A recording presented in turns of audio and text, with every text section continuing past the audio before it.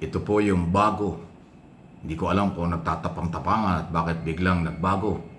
Ang sinasabi ngayon ni Senate President Chis Escudero, ang hindi dadalo, hindi makikipag-coordinate ng mga kontraktor sa flood control project at iba pa na inimbitahan ng Senado for investigation, ipapa-aresto, ipapakulong ng Senado. Kaya sabi ko, kakaiba ito. Noong mga nakaraang mga hearing ng mga komite, hirap na hirap pumirma sa Suprema.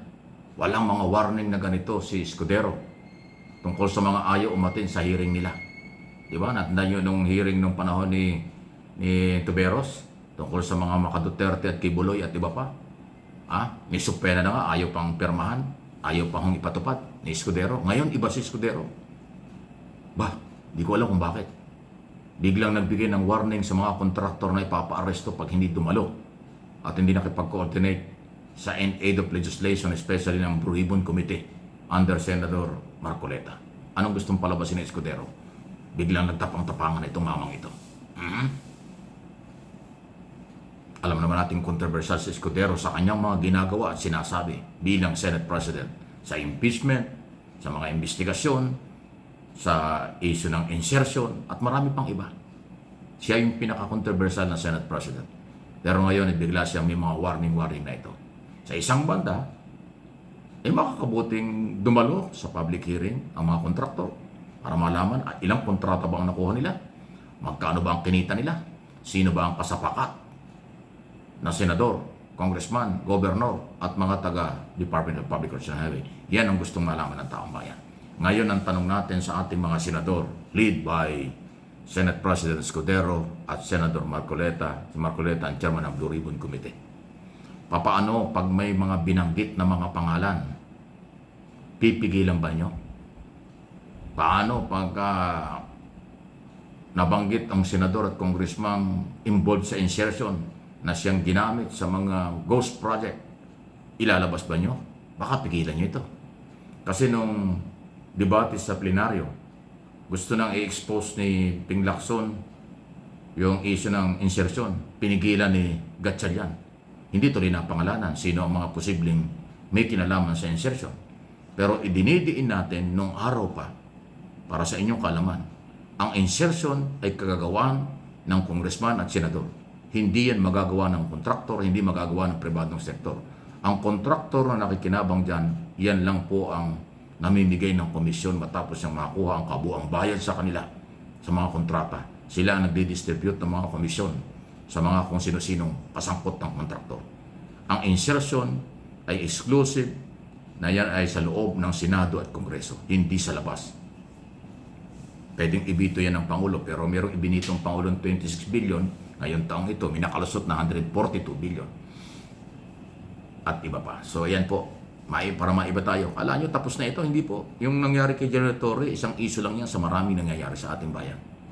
Itong issue ng graft in corruption, ghost project, scam project, ubos ang pera ng bayan, walang proyekto. Ubos ang pera ng bayan, walang ginawang project. May napakalaking pananakutan ng lahat ng sangkot sa ating gobyerno. DPWH, District Engineer at iba pa. Ayan po. So speaking of District Engineer, si Engineer Calalo ng Batangas, District Engineer, tinuluyan po ni Congressman Ligarda Libiste, yung anak ni Loren Ligarda ng Batangas. Tinuluyang kasuhan ng pananuhol. Nahuli entrapment ng isang araw, last Friday, so tinuluyan pong kasuhan. At tuloy-tuloy ang investigasyon. Sabi ng Kongreso, kahit anong panunuhol ang gawin ng mga District Engineer at ng mga kontraktor, tuloy ang investigasyon. Pero in aid of legislation niya, wala rin pong mangyayari dyan. Maniwala kayo sa akin. May mangyayari dyan kung wala silang pagtatakpan. I-expose ang pangalan ng lahat. Kakampi o hindi, i-expose nyo, maniniwala ang tao. Pero pag pinagtakpan ng Senado at Kongreso, ang pangalan. Kasi ang dating kasi ngayon, sa aking personal observation, gustong ipitin ng Kongreso ang senador. Gustong ipitin ng mga senador ang congressman. O di, yarian lang. Wasakan lang yan, siraan lang. Kaya sabi ko baliwala. In aid of legislation, hindi natin alam kung anong batas ang magagawa nila. Kailangan talaga independent body. Kasi saan ka naman nakakita? Ang mag-iimbestiga ay yan din dapat imbestigahan. Ibig sabihin, ang iimbestigahan senador, ang mag-iimbestiga senado. Ang iimbestigahan congressman, ang mag-iimbestiga kongreso. Hindi ko nila lahat. Pero ano klase? Lutong Macau. Lutong Macau. Di ba? Ngayon pa lang. Kaya tingnan natin itong mga warning-warning ito. Gustong gipitin. Gustong iharas. Gusto nilang pigayin ang mga kontraktor. Ang tanong, yung bang layunin ng mga senador na pigayin itong mga ito ay para magsabi ng totoo o iligtas ang kanilang kasamahan at ipitin DPWS lang. Kasi hindi pwedeng walang maiipit dito. Another collateral damage. Parang yung Torre, parang si General Torre, yung banggaan sa loob, banggaan sa gobyerno, collateral damage lang. Naging collateral damage si General Torre, tanggal, PNP Director General. Sibak, di ba? Dito, sa scam na ito sa mga project, sino kaya ang gagawin nilang collateral damage? Sino ang gagawin sila? Sino ang bibiktimahin nila? Taga DPWS lang ba? Gagamitin ng kontraktor? Ang mga politiko? O yung politiko gagamitin ng kontraktor? Maggagamitan sila. Kasi may kontraktor na yung construction company, pag-aari ng mga engineer sa DPWH. Iba pa yung construction company sa pribadong sektor. Kasi ang kontraktor po marami. Yung 15 kontraktor na identify, puro private sector yon. Maraming kontraktor na pag-aari ng mga district engineer or mga opisyalis ng DPWS.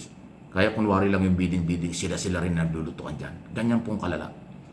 Kaya itong kontraktor na pribadong sektor, marami itong alam, dapat talaga silang humarap at ituro nila sinong construction company ang nakapront sa mga project at sila naman ay dami lang. Ipinasa lang sa kanila dahil sila yung malalaking kontraktor.